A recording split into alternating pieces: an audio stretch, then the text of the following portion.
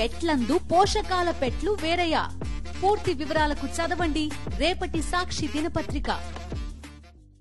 బస్సుల్లో మహిళల ఉచిత ప్రయాణాలపై కేటీఆర్ చేసిన కమెంట్స్ పై ఇవాళ మహిళా కమిషన్ ముందు విచారణకు హాజరు కానున్నారు.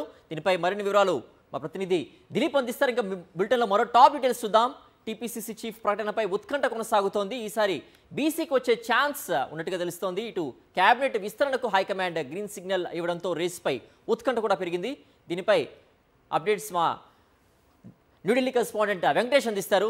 ముందుగా బీఆర్ఎస్ వర్కింగ్ ప్రెసిడెంట్ కేటీఆర్ ఇవాళ తెలంగాణ మహిళా కమిషన్ ముందు విచారణకు హాజరు కానున్నారు. కొద్ది రోజుల క్రితం బస్సుల్లో మహిళల ఉచిత ప్రయాణాలపై చేసిన వ్యాఖ్యలకు తెలంగాణ మహిళా కమిషన్ సుమోటోగా తీసుకుంది. దీనిపై దిలీప్ అప్డేట్స్ అందించడానికి సిద్ధంగా ఉన్నారు. దిలీప్, కేటీఆర్ ఇవాళ హాజరవనున్నారా? ఎన్ని గంటలకు హాజరయ్యే అవకాశం కనిపిస్తోంది?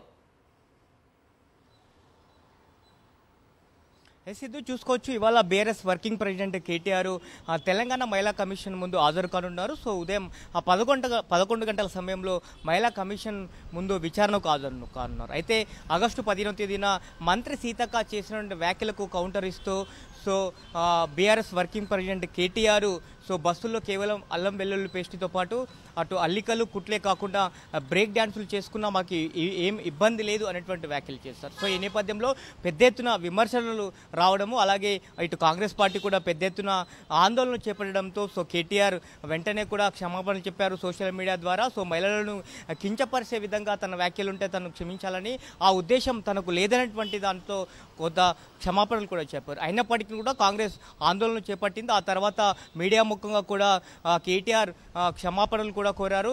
అదే రకంగా ఇటు వ్యాఖ్యలను ఇటు మహిళా కమిషన్ సుమోటోగా స్వీకరించి ఇటు కేటీఆర్కి నోటీసులు కూడా అందించింది. అయితే నోటీసులు స్వీకరించిన తర్వాత కేటీఆర్ స్వయంగా కూడా తాను మహిళా కమిషన్ ముందు హాజరవుతానని చెప్పారు. దానికి అనుగుణంగానే ఈరోజు మహిళా కమిషన్ ముందు హాజరవనున్నారు. అయితే ఇటు కేటీఆర్ కూడా కొన్ని ప్రశ్నలు లేవనెత్తినట్టుగా తెలుస్తుంది మహిళా కమిషన్ ముందు. ఎందుకంటే అటు ముఖ్యమంత్రి రేవంత్ రెడ్డి అసెంబ్లీ సమావేశాల్లో ఇటు బీఆర్ఎస్ పార్టీకి సంబంధించినటువంటి ఎమ్మెల్యేలను కూడా కించపరిచారు. అలాగే ఉప ముఖ్యమంత్రి కూడా ఎమ్మెల్యేల పైన అనుచితమైనటువంటి వ్యాఖ్యలు చేశారు. అలాగే కాంగ్రెస్ పార్టీ అధికారంలోకి వచ్చిన తర్వాత, కాంగ్రెస్ ప్రభుత్వం వచ్చిన తర్వాత మహిళలపైన జరుగుతున్నటువంటి అఘాయిత్యాలకు సంబంధించి ఎందుకు మహిళా కమిషన్ సుమోటోగా స్వీకరించడం లేదు అనేటువంటి కొన్ని ప్రశ్నలు కూడా ఇటు కేటీఆర్ సంధించేటట్టుగా తెలుస్తూ ఉంది. మొత్తానికి ఇవాళ ఇటు మహిళా కమిషన్ ముందు కేటీఆర్ మాత్రం హాజరవనున్నారు. సిద్ధు. ఓకే దిలీప్, గతంలో మహిళల ఉచిత ప్రయాణాలపై కేటీఆర్ ఏమన్నారో ఒకసారి చూద్దాం. ఇక ఆ బస్సు అందం చెప్పరాదు. నేను మా సీతక్క చెప్తాను, బస్సులో అల్లం వెళ్ళిపోయి ఏరితే తప్పని మేము ఎక్కడన్నాం అక్క, మేము అనలే. కాబట్టి దానికోసమే బస్సు పెట్టిరని మాకు తెలియక మేము మామూలుగా నడిపినాం ఇన్ని రోజులు. మాకేదో తెలియకపాయ పాపం. మీరు అప్పుడే చెప్తే బాగుండు.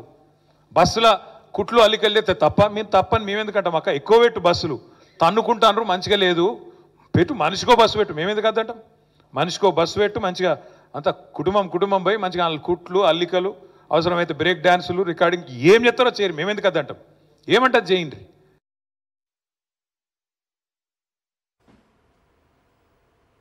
మహిళల ఉచిత ప్రయాణాలపై చేసిన వ్యాఖ్యలపై గతంలోనే కేటీఆర్ క్షమాపణలు చెప్పారు.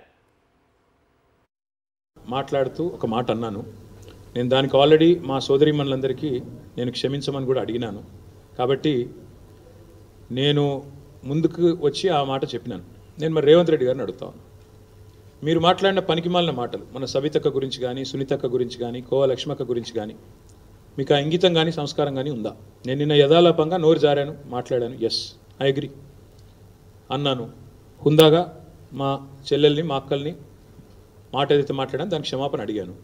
నీకు ఆ సంస్కారం ఉందా? ఉంటే చెప్పు.